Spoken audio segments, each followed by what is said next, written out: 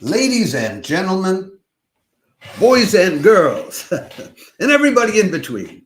This is John Paval with Access Arts Live, bringing you your weekend update, which I wasn't expecting to do, but there's so much going on this weekend that we just have to do it. We're between Christmas and New Year's, so it's an interesting mix. Most important of all, for those of you who are not watching us on Instagram, but are watching us on other platforms, there is Camilla Bocco, who is going to be dancing the lead role in La Bayadère with the Teatro Colón down in Buenos Aires, Argentina. I will tell you about that before this update is done.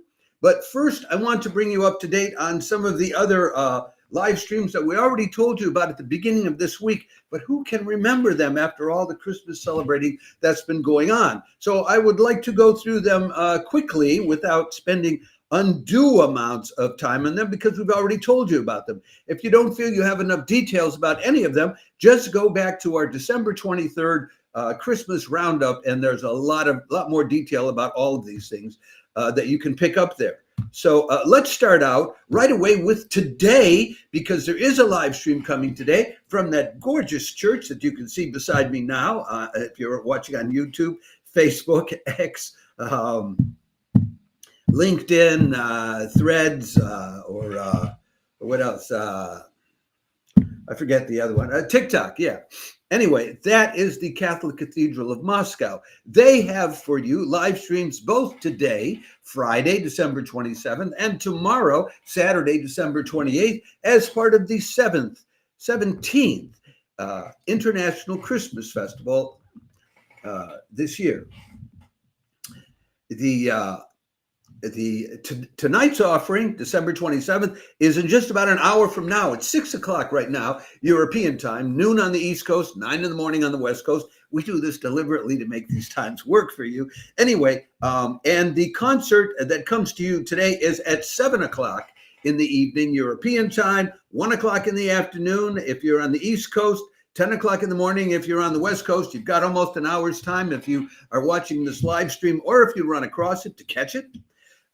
This will be the Moscow Regional Philharmonic Orchestra, soprano soloist Alina Yarovaya, the harpist Anna Skurovskaya, who was their harpist for the Christmas Day concert and did a lovely job, and the cathedral organist Marina Omelchenko. It's live streamed by Art Benet, 7 o'clock European time, 1 o'clock on the East Coast, 10 o'clock in the morning on the West Coast, and 9 o'clock in the evening in Moscow. They'll be doing music by Saint-Saëns, by Rossini, by Mozart. They will be doing Handel's Water Music. They'll be doing Caccini's Ave Maria. You know, that's the one that goes, Ave Maria.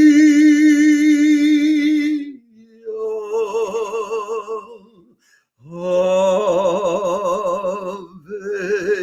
Maria, etc. I told myself I'm going to do a little sing today, so get used to it. There'll be a little more, and they'll be doing Adams's Holy Night, which is done in a lot of different languages. That's one. Oh, night divine, oh, night divine.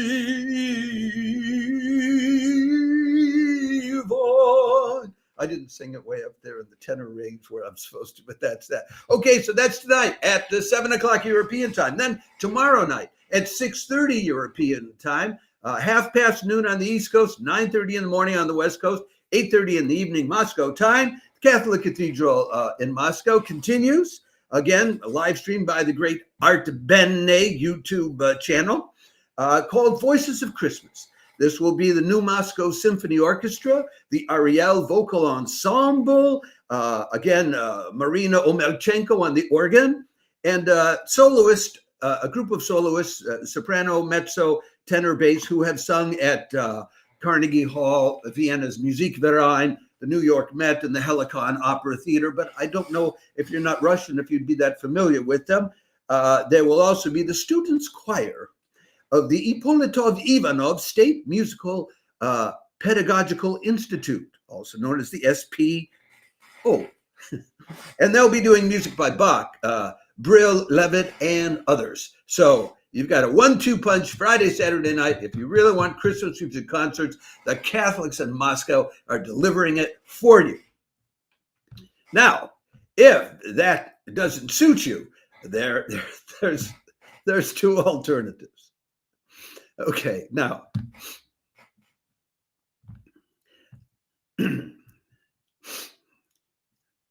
do you like bell ringing choirs? I'm told it's an old English tradition. To me, it's an American thing. And on Saturday and Sunday, you have two opportunities to hear bell ringing choirs, handbell ringing choirs, coming to you from the United States, coming to you from the East Coast in Washington, D.C., and the West Coast in Oregon. First, Saturday, 6 o'clock in the evening on the East Coast, 3 o'clock in the afternoon on the West Coast, midnight in Europe, and 10 o'clock in the morning, Sunday morning, Australian Eastern Daylight Time. Millennium Stage at the Kennedy Center is live streaming free of charge the Peace and Carol Singers of the St. Matthew's United Methodist Church from Annandale, Virginia.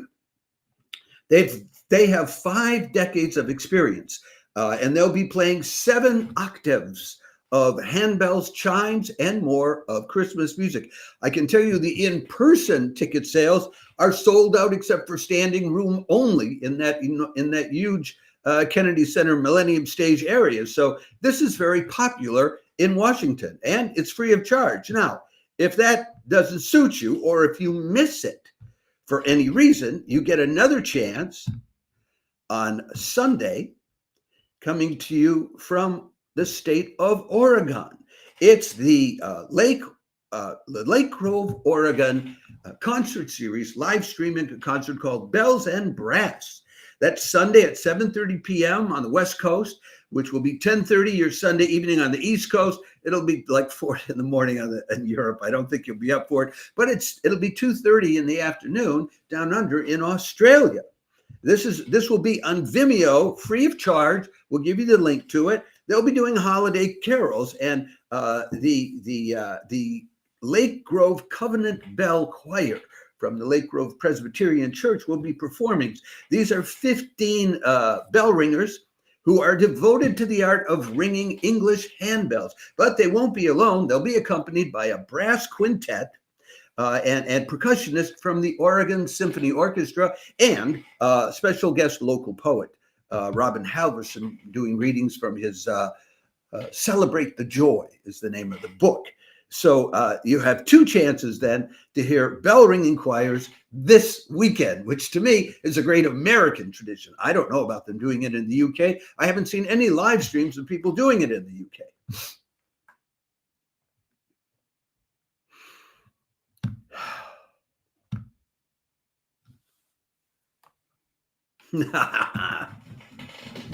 It's not only Christmas season, it's Hanukkah season, which always comes around at roughly the same time. And Saturday night is the 4th night of Hanukkah.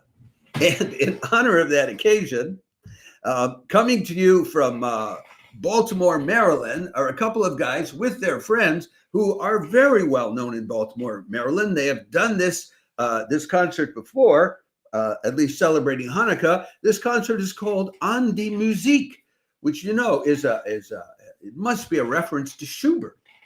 There's a beautiful song by Schubert about how music is what saved him in all the worst of times. I'm going to sing again here. It's just maybe you recognize the melody. Du holde Kunst, in wie viel grauen Stunde. That means how about art in the dark or gray moments of life.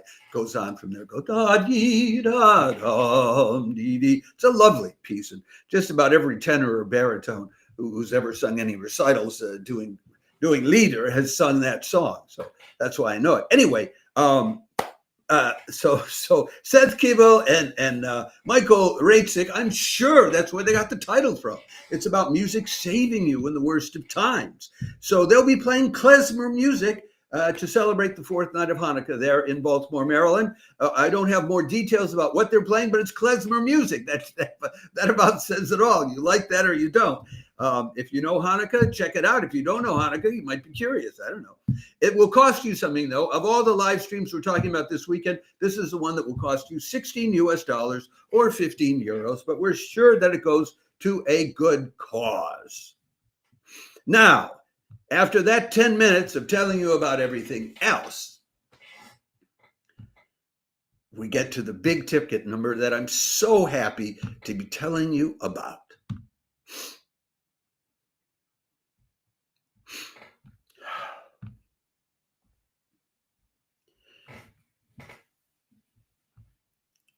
We don't get a chance to tell you about full-length ballets being live streamed often enough, so I am very happy to be telling you about Teatro Colón down in Argentina's full-length production of the Bayadère, which is happening and being live streamed Saturday, December 28th, 8 p.m. Argentine time. That's midnight in Europe. It's worth staying up for. 6 o'clock in the evening on the East Coast, 3 o'clock in the afternoon on the West Coast. They're a couple hours ahead of the U.S. West Coast and only 4 hours behind Europe.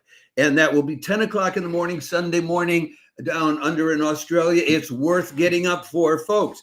The Bayadère, the first time I saw the Bayadère, it was in France. I'm pretty sure it was in Paris. And it was Maria Pietragala who was dancing. And she was dancing like a goddess. It wasn't, and she also choreographed it. It was early on after she'd left the Paris and then the Maurice Béjart group down in Marseille. She was just, it took my breath away, the swirl of it. And it's one of these kind of majestic kind of ballets with a lot of people in it. Now, it's choreographed by Mario Galizzi. That's the guy you see his picture there in the upper right-hand corner. But as I talk about each one of these, I want to give you, I want to give each of them their own, their image for you to focus on. That's Galizzi himself. Okay, Mario Galizzi. And it said it will be based on the originals, though, by Mario's Petipa, which raises a question. I'll bring that up in a minute. But this is a 3-act ballet created in St. Petersburg in 1877. It's kind of a Russian version of a romanticized ideal of what Indian culture was like at that time. It's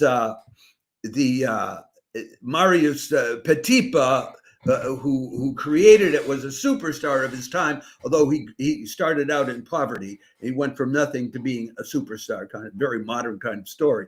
But that kind of thing happened. The same thing happened with Mascagni, who won a contest and suddenly became a superstar of opera. He was known for colossal special effects on stage and all of that. He's also known for his operas being keyed or provoked or related to major public events, things like an exploratory trip to the North Pole, or this particular ballet was inspired by a visit by the Prince of Wales of England to the British Dominion, part of the British Empire, India, and it triggered his interest in doing it. It's an opera all about love triumphing over all. A ballet all about love triumphing over all. Surprising theme for a 19th century ballet or opera. Anyway, the Bayadère was a dancer, a dancer in sacred rituals in the Hindu temple. And there's a Bayadère whose name is Nikia, and she and the warrior Solor are in love with each other. And they swear their eternal, faithfulness to each other. But there's a Brahmin who's also in love with Nikia, and he finds out about it. So he wants to start interfering with it and setting things up so it doesn't happen. I can't give you all the details. And there's a Raja, and the Raja has already decided that Solor, this warrior, is going to marry the Raja's daughter, Gamzati. So you've got 3 key people in this: Nikia, Solor, and Gamzati. And I'm going to tell you about the the different people who perform them. But the one question I have is that it's said that Mario Galizzi is going to base the choreography on the original choreography. Now, in the original, there was this scene where 36 dancers, one after another, enter the stage like coming down this slope, and one by one, they reproduced the exact same sequence of steps, one after the other. So I don't know if that's going to happen, but if it does happen, and you're watching it, I told you about it. And if you've seen it and it doesn't happen, you'll know I warned you. It might not be in there. Okay, so let's talk about these different people. Let's talk about Mario Galizzi. He started out training as a dancer at the Teatro Colón. A lot of the people involved in this, they are homegrown at the Teatro Colón in Buenos Aires. He was a member of various ballet companies, also in Europe at the Deutsche Oper am Rhein. And he was a principal, he was the first soloist with the ballet of the operas of Hanover and Frankfurt. So we got European polish, came back over to the Americas, became a guest teacher in choreography in Peru, in Jamaica, in Paraguay, in Chile, basically all over the place. Has directed operas for the Finnish National Opera, the Nashville Ballet Company in the U.S., the Deutsche Oper in am Rhein in Germany, and he's been the artistic director of the Teatro Colón. He was the director of the National Dance Company of Mexico for 2 or 3 years in the mid-teens. Was the resident choreographer at the Mercosur Ballet. And so he's been around. This is a very experienced guy, so he should know what he's doing with this. And this is not the first time around the block. This is a part of the repertoire of this ballet. So I think they're going to know what they're doing. Now, let's talk about the different dancers. I'm so happy to be able to talk to you about dancers, you know. The thing people don't realize is Access Arts Lives is not just about music, although a lot of the time we're talking about it. It's about all the performing arts. So we want to see more ballet. We want to see more theater. We want to see more artistic circuits, etc. It's about all of them. So anyway, let's have a look here. I have a separate photo that I started out with of her doing. I mean, don't you just love it when you see these dances? It's like they're floating in the air. It's like, wow. Those of you who are real opera or ballet aficionados may find my comments somewhat amateur. They are. I'm not an expert in the ballet. And part of Access Arts Live's purpose is to start, attracting more people to these live streams, people who might, they don't know the ballet. So I want to talk to people from where I am and where they are. Anyway, so this is Camilla Bocca. And she started out getting her training in Santa Fe, but then she was in Lausanne, and she studied in Barcelona, and then in 2016 she joined the Teatro Colón, and the following year she was promoted to soloist dancer, which is also true of the other dancer in this. So she's dancing the lead role of Nikia, and she's done leading roles all along for this ballet and Sleeping Beauty, Swan Lake, The Merry Widow, The Nutcracker, Romeo and Juliet, it's La Sylphide, Cinderella, Giselle, you name it. Okay, so that's who you're going to get, a very experienced top dancer in that key role of Nikia. Now, the lucky guy who's being, is in love with one woman, being set up with another woman, is Federico Fernandez. He's in the role of Solo.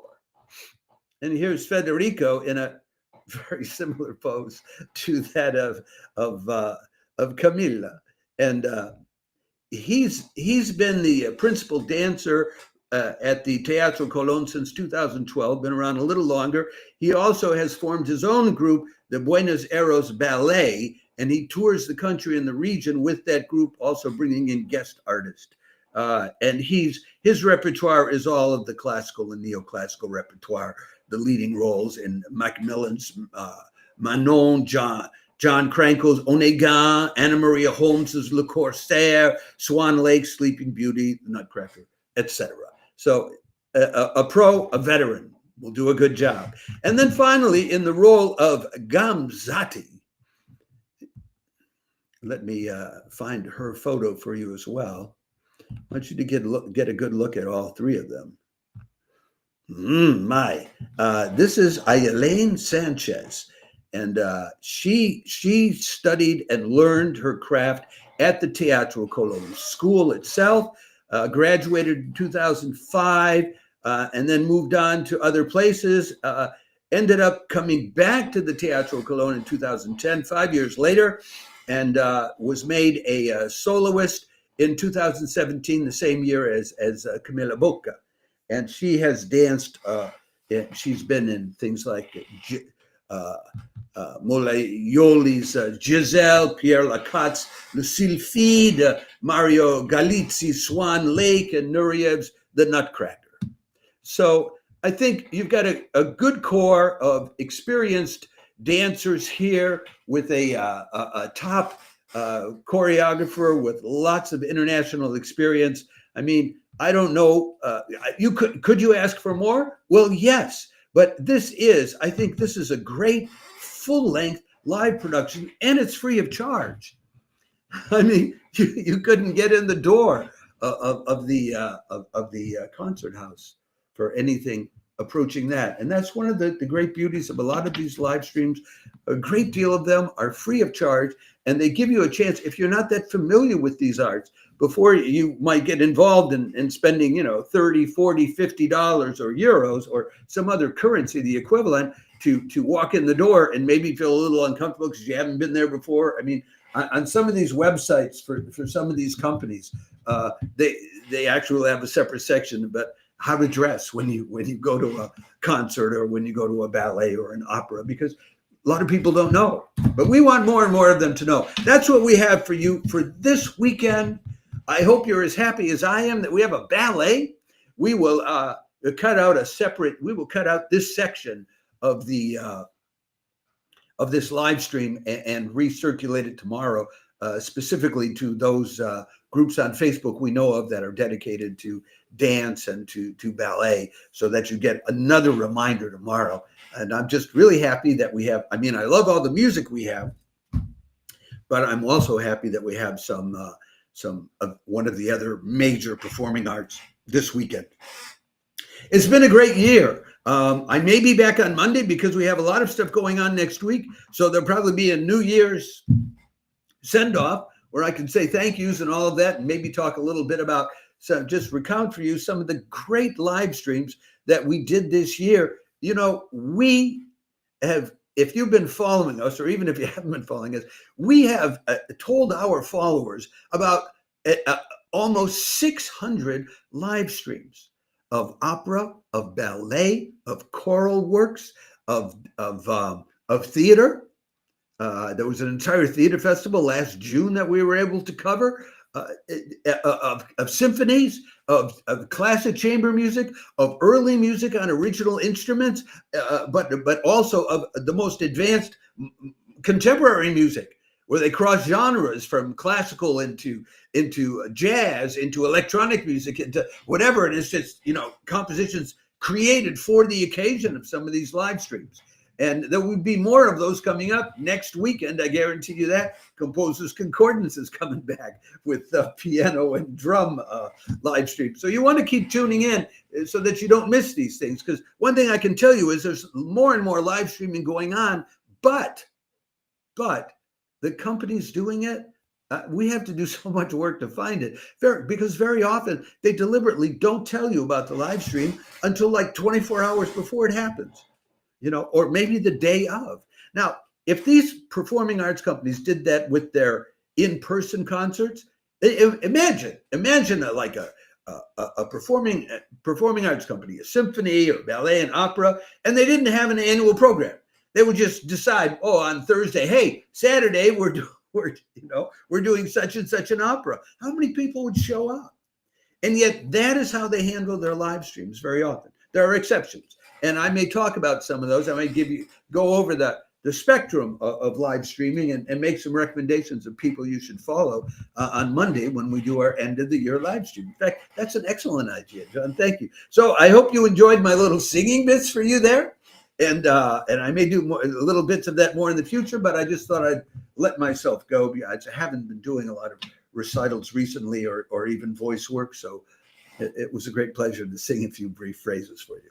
Have a lovely live stream weekend. I hope that one or more of these live streams inspires you, uplifts you, or just gives you a heck of a good time. All right. Ciao for now and have a great weekend. And we'll see you on Monday at roughly the same time, 6 o'clock European time, noon on the East Coast, and 9 in the morning on the West.